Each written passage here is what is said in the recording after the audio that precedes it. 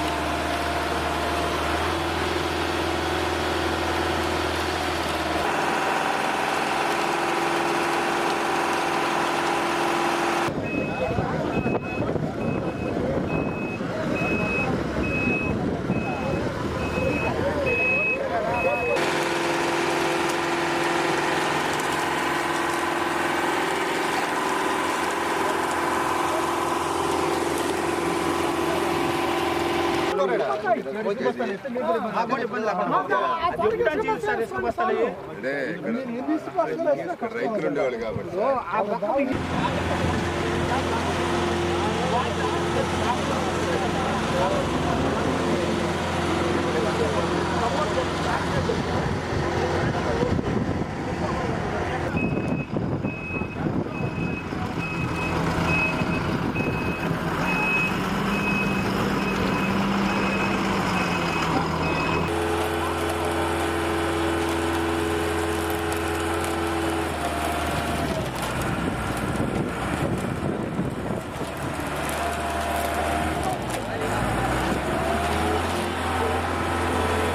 మళ్ళీ చేద్దాం ఏదో ఒకటి.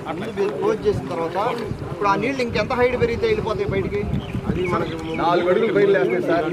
3 అడుగులు ఫాండింగ్ చేయించి హోలే అని వేద్దాం.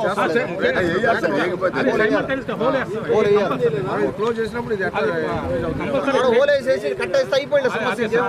ఒకవేళ మీరు అన్నట్టుగా నీళ్ళు ఎక్కువ ఉందనుకుంటే నీళ్ళు తెలిసిపోద్ది మనకు. దాన్ని బట్టి మనం అడిగి చేయాలి. దాన్ని నేను మళ్ళీ చెప్తాను. మీరు చెప్పింది ఇప్పుడు మీరు చెప్పిన ఆప్షన్ ఏంది? ఇది నీళ్లు పెరిగితే ఇక్కడ మీకు ఈజీగా వెళ్ళిపోతాం. కట్ వేసిన తర్వాత మీకు ప్రాబ్లం ఏంటి? మీకు నీళ్ళు పెరగతాయి, ఎలాగో పెరగతాయి కదా నీళ్ళు.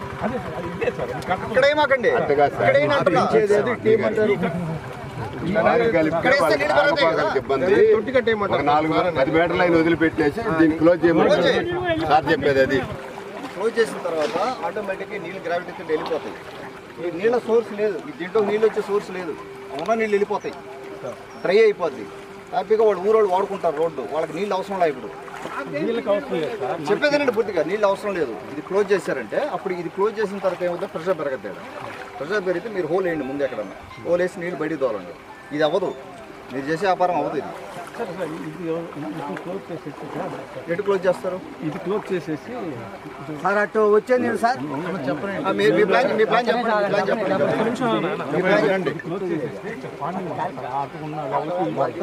దానిపైన హోల్ వేసి వచ్చి నీళ్ళు విడిపోతుంది సార్. వాళ్ళకి ఆ పక్కన ప్రస్తుతానికి బాట ఎక్కడ ఏర్పడింది?